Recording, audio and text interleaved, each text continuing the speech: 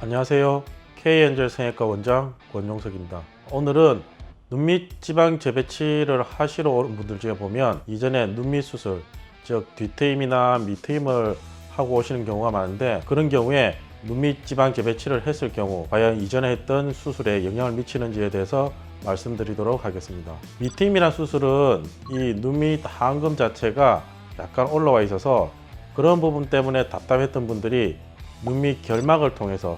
결막을 절개한 자리와 그 아래쪽을 묶어 유착시킴으로써 눈밑을 조금 더 크게 해주는 수술인데, 이런 경우 눈밑 지방 재배치를 뒤에 했을 경우 눈밑 지방 재배치의 그 결막 절개 부분이 이전에 했던 수술과 겹치게 되면 이전의 수술로 이렇게 유착되었던 부분들이 간혹 풀어질 수 있기 때문에 뒤트임 또는 밑트임 후에 눈밑 지방 재배치를 했을 경우 이전의 수술에 영향을 조금은 미칠 수 있다고 말씀드릴 수 있을 것 같습니다.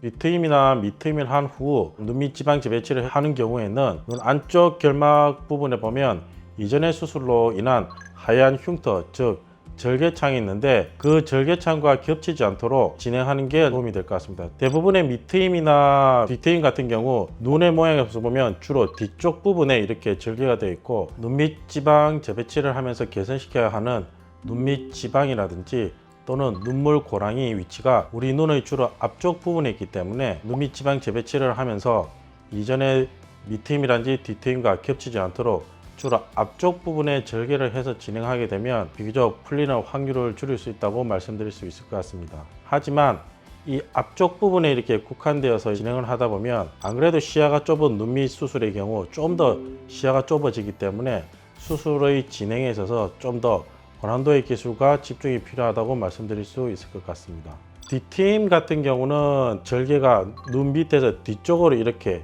진행되기 때문에 밑트임에 비해서는 이 절개의 부분이 겹치는 부분이 덜하긴 하지만, 최근 들어서는 뒤트임을 할 때 있어서 외양각 고정술의 방식을 많이 이용하기 때문에 이 눈 결막부터 골막까지를 단단하게 묶어주기 때문에 이 눈꺼풀을 이렇게 뒤집어 보면 잘 뒤집혀지지 않는 경우가 많습니다. 이런 경우에 있어서 결막부터 눈 안아까지 거리가 멀거나 피부가 두꺼운 경우는 비록 뒤트임을 했다고 하더라도 눈밑 지방 재배치를 해서 접근하는 부분에 있어서 이전에 수술을 하지 않았던 경우보다는 좀 더 어려움이 있다고 말씀드릴 수 있을 것 같습니다. 하지만 뒤트임이나 밑트임을 했다고 해서 추후에 눈밑 지방 재배치를 하는 경우에 이전의 수술이 반드시 풀린다는 건 아니고, 저희 같은 경우는 그 이전의 수술을 최대한 보존하면서 진행하는 방법으로 진행하고 있기 때문에 그 부분에 대해서는 직접 와서 상담해 보시고 그 결과에 대해서 말씀드릴 수 있을 것 같습니다. 미리 하나 말씀드리고 싶은 것은, 이전에 뒤트임이라든지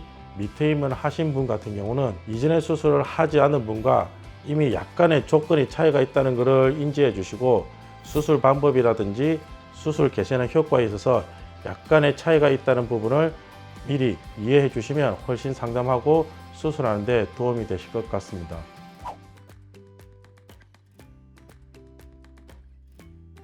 뒤트임이나 밑트임과 눈밑 지방 재배치를 같이 하기를 원하시는 경우에 있어서는 같이 진행할 수 있는 경우라 그러면 당연히 같이 진행하시는 게 좋을 것 같고, 부득이한 사정으로 밑트임과 뒤트임 그리고 눈밑 지방 재배치를 따로 하는 경우에는 눈밑 지방 재배치를 먼저 하고 이후에 뒤트임이나 밑트임을 하시는 게 눈밑 지방 재배치에도